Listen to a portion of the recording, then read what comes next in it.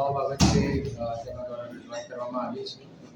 Road, રસ્તા, વીજળી વગેરેના જિલ્લાના પ્રશ્નો છે, જેનો વિસ્તૃત અભ્યાસ કરીને જે પણ કાર્યવાહીઓ કરવામાં થશે આગામી સમયમાં કરવામાં રોડ રસ્તાને લઈને અત્યારે છેલ્લા 5-6 દિવસમાં વેટમિક્સથી યુદ્ધના ધોરણે કામગીરી કરવામાં આવી રહી છે, જેમાં દિવસમાં અને રાત્રે 2 શિફ્ટમાં કામગીરી ચાલી રહી છે. એમાં ઘણા બધા વિસ્તારોનો સમાવેશ થઈ ગયેલો છે. દાંતીપોળમાં કામગીરી થઈ ગયેલી છે, વિસીપરા મેઇન રોડમાં કામગીરી થઈ ગયેલી છે, રણછોડનગરમાં કામગીરી થઈ ગયેલી છે, ડાયન્સનગર મેઇન રોડમાં કામગીરી થઈ ગયેલી છે. લગભગ બધા જ રોડ્સ આપણે ભેગા કરીએ તો કુલ જે વિસ્તારમાં વેટમિક્સની કામગીરી થયેલી છે લગભગ 10 કિલોમીટર જેટલું રોડ છે અને છેલ્લા 6 દિવસમાં જ આ કામગીરી કરવામાં આવેલી છે. સાથે સાથ એસ્ફાલ્ટના જે રોડ છે એનું પણ રોડ રિપેરિંગની કામગીરી આપણે છેલ્લા 2 દિવસ કે 3 દિવસમાં કરવામાં આવી છે. અત્યારે થોડો વરસાદ થયો છે, જે કારણે આ જે કામગીરી છે એમાં થોડો અમને પ્રશ્ન મળ્યો છે.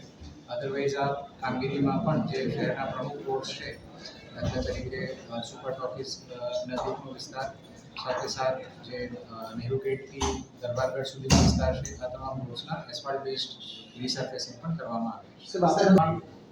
પરમ દિવસે એક મિટિંગ કરવામાં આવી હતી, જેમાં તમામ અધિકારીઓના નંબર મારા દ્વારા જાતે ફોન કરીને ચેક કરવામાં આવ્યા હતા. તમામ નંબરો લાગતા હતા.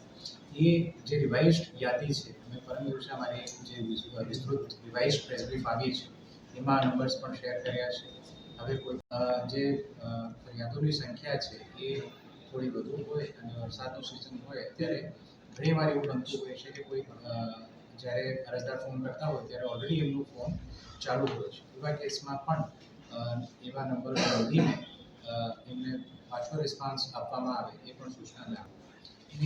જે રજૂઆત છે એનો બધાને અધિકાર છે, પરંતુ લો એન્ડ ઓર્ડર જે છે એ પણ આપણે એને રાખવું પડે અને વ્યવસ્થિત જો એમને કોઈ પણ રજૂઆત કરવી હોય, મળવું હોય તો આ સમય સિવાય પણ વિસ્તૃત રજૂઆત માટે એ દર રોજ 5 થી 6ના સમયમાં અને સોમવાર અને ગુરુવાર 3 થી 6ના સમયમાં મને આવીને મળી શકે છે. કલેક્ટર ઓફિસના કલેક્ટર સાહેબ દ્વારા એમપી શ્રી અને એમએલએ શ્રીની અધ્યક્ષતામાં કરવામાં આવી અને અમુક એમના દ્વારા જે લોકો છે એમને હાજર રાખવામાં આવ્યા હતા. એ રીતે બીજા કોઈ લોકોને પણ રજૂઆત કરવી હોય તો એ લોકો 5 થી 6માં અને 3 થી 6 સોમ અને ગુરુમાં મને આવીને ક્યારે પણ મળી શકે છે અને ક્યારે પણ કોઈ વ્યક્તિને રોકતા નથી પક્ષના આધારે કે કોઈ પણ અન્ય જે ક્રાઇટેરિયા છે. કુદરતી પાણીના નિકાલના દબાણની વાત હતી, બરોબર?